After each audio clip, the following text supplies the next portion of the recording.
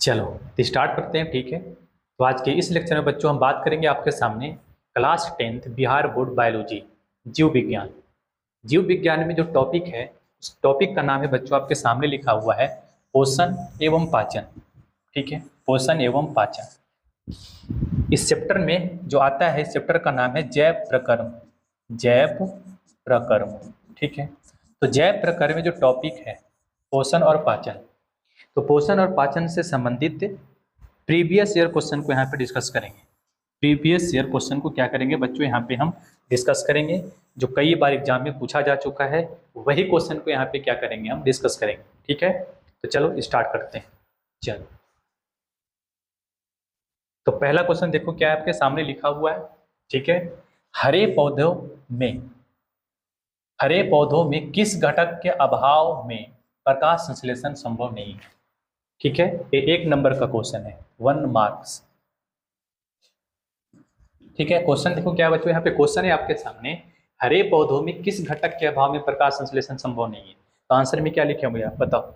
Answer में लिखेंगे हम क्लोरोफिल, सूर्य का प्रकाश, पानी और कार्बन डाइऑक्साइड। ठीक है, लिख लोगे आंसर। क्वेश्चन नंबर 2 देखो क्या लिखा हुआ है, मनुष्य में चीनी के पाचन में कौन हार्मोन सहायक है। मनुष्य में चीनी के पाचन में कौन सा हार्मोन सहायक है। तो आंसर क्या लिखेंगे बच्चों, चीनी के पाचन में इंसुलिन हार्मोन सहायक है। कौन सा हार्मोन सहायक है, इंसुलिन।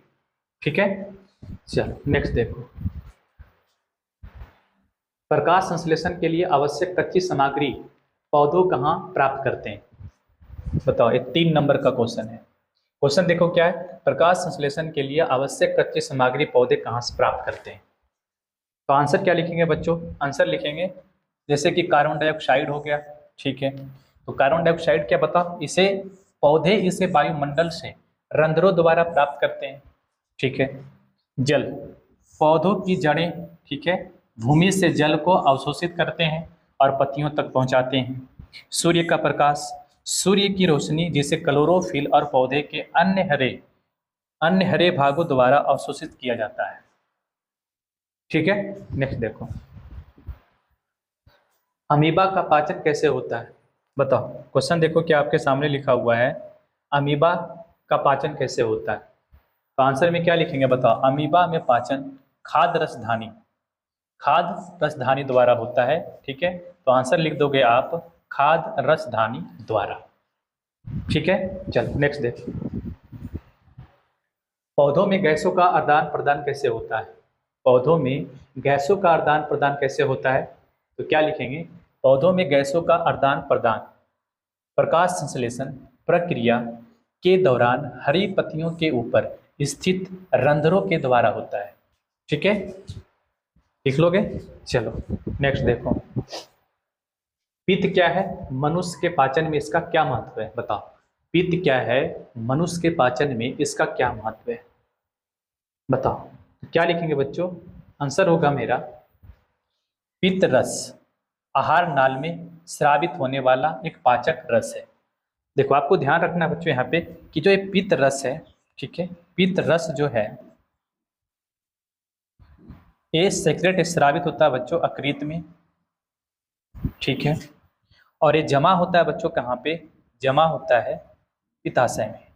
ठीक है, तो आपको ध्यान रखना है कि पित्त रस स्रावित होता है अकृत में और जमा कहाँ होता है, पित्ताशय में। ठीक है, तो इस क्वेश्चन का आंसर क्या लिखेंगे, पित्त रस आहार नाल में स्रावित होने वाला एक पाचक रस है। ठीक है, जिसमें किसी प्रकार के एंजाइम नहीं पाए जाते हैं। पित्त रस भोजन के अम्लीय माध्यम को क्षारीय बनाता है या वसा के बड़े बड़े बूंदों में इमल्सीकृत करता है जिससे वसा पर एंजाइम क्रिया कर सके। इस प्रकार मनुष्य के शरीर में पित्त वसा के पाचन का कार्य करता है।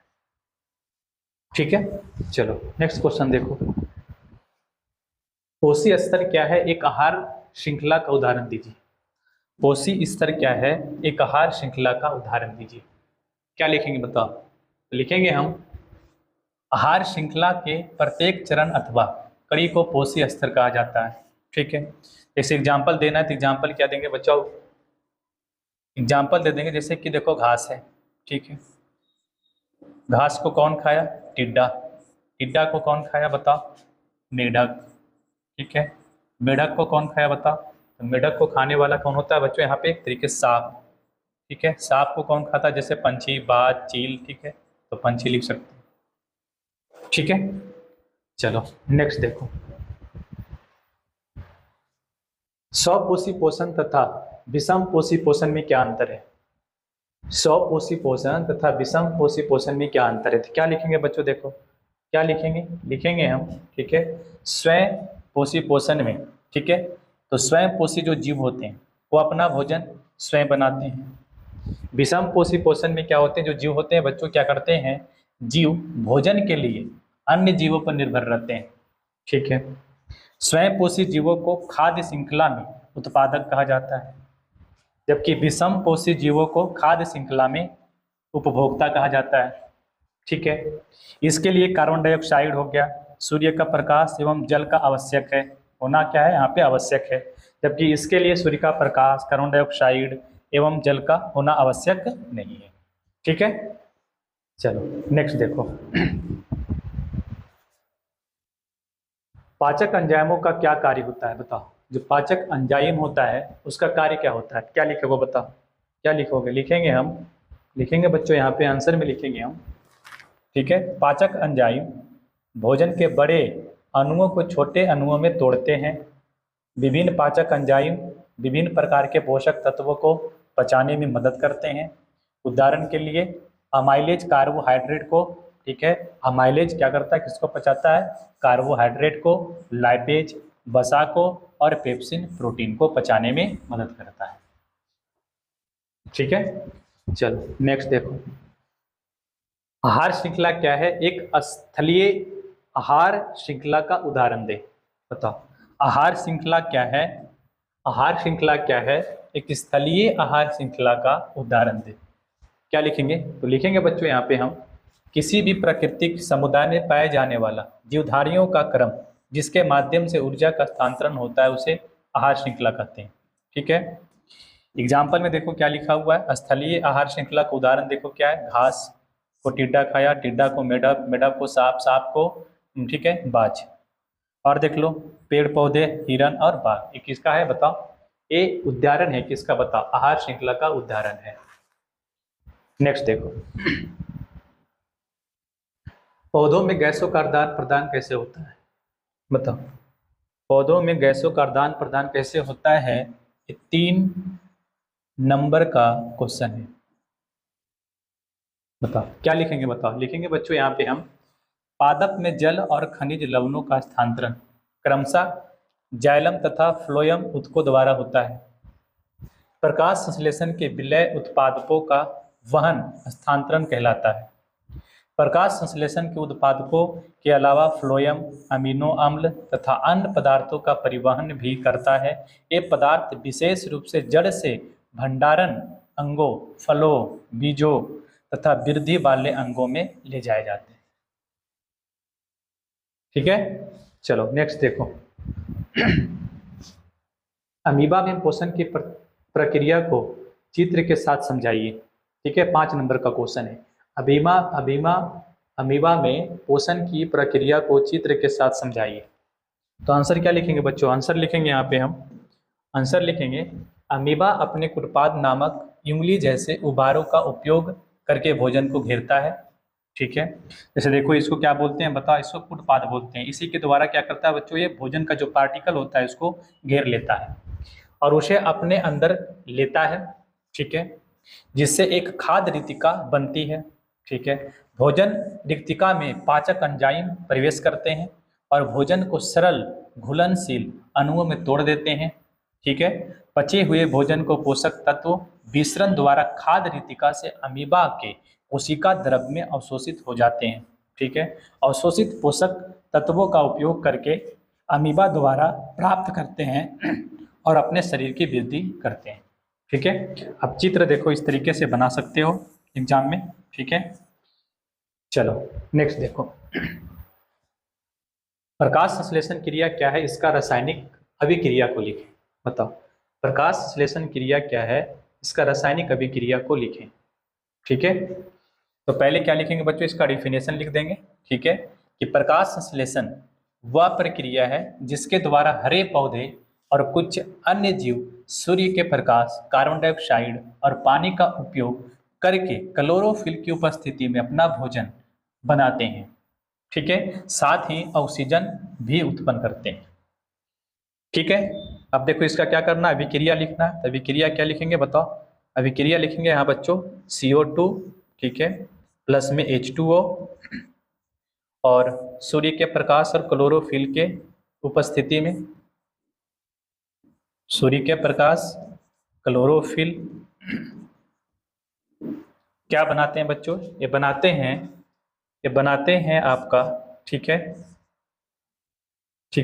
C6H12O6 और प्लस में H2 प्लस में ऑक्सीजन प्लस में ऑक्सीजन। ठीक है, इसे संतुलित कर लो। तो 6 इधर लगा दो और 6 ये संतुलित हो गया। ठीक, तो ये क्या है बताओ, C6 कार्बन डाइऑक्साइड और जल, ठीक है, और सूर्य प्रकाश और क्लोरोफिल की उपस्थिति में क्या बनाते हैं बच्चों, C6H12O6 और O2 भी। ठीक है, चलो नेक्स्ट देखो, मृत जीवी पोषण क्या, उदाहरण दीजिए। मृत जीवी पोषण क्या है, उदाहरण दीजिए। तो क्या लिखेंगे आंसर में बताओ, वह पोषण जिसमें जीव जंतुओं और पौधों के मृत और सड़े हुए कार्बनिक पदार्थों से अपना भोजन प्राप्त करता है, मृत जीवी पोषण कहलाता है। एग्जाम्पल में कवक हो गया, जीवाणु हो गया, ठीक है, etc। चलो नेक्स्ट देखो, जीवों के लिए पोषण अनिवार्य है क्यों, बताओ। किसी भी जीव के लिए पोषण क्यों अनिवार्य है, बताओ, पोषण क्यों अनिवार्य है। तो क्या लिखेंगे बच्चों बताओ, आंसर में लिखेंगे जीवों के लिए पोषण अनिवार्य है क्योंकि यह जीवन के लिए आवश्यक ऊर्जा प्रदान करता है, कोशिकाओं के विकास और मरम्मत में मदद करता है और रोगों से लड़ने की क्षमता बढ़ाता है। ठीक है, चलो नेक्स्ट देखो, विषम पोषी पोषण किसे कहते हैं, बताओ। विषम पोषी पोषण किसे कहते हैं, ठीक है, ऐसे पोषण जिसमें जीव जंतु अपना भोजन खुद ना बनाकर किसी दूसरे जीव जंतु के बनाए गए भोजन के उत्पादन पर निर्भर रहते हैं, उसे विषम पोषी पोषण कहते हैं। जैसे में क्या लिखेंगे बच्चों, जैसे में हो गया, ठीक है, मनुष्य, ठीक है, जानवर, ये सब किस में आ जाएगा बताओ, तो इसमें चलाएगा विषम पोषी पोषण में। ठीक है, चलो नेक्स्ट देखो, हमारे आमाशय में अम्ल की भूमिका क्या है, बताओ। हमारे आमाशय में अम्ल की भूमिका क्या है, तो क्या लिखेंगे आंसर में, ठीक है, हमारे आमाशय में अम्ल की भूमिका क्या है। देखो, तो हमारे आमाशय में कौन सी अम्ल बनता है बच्चों, HCl, आपको पता होगा HCl बनता है, हाइड्रोक्लोरिक अम्ल बनता है। ठीक है, तो आंसर में क्या लिखेंगे, HCl प्रोटीन को तोड़ने और उन्हें छोटे छोटे टुकड़ों में बदलने में मदद करता है। ठीक है, भोजन के साथ पेट में प्रवेश करने वाले कई हानिकारक बैक्टीरिया और वायरस को HCl नष्ट कर देता है तथा भोजन को पचाने के लिए सही अम्लीय वातावरण भी बनाता है। ठीक है, चलो तो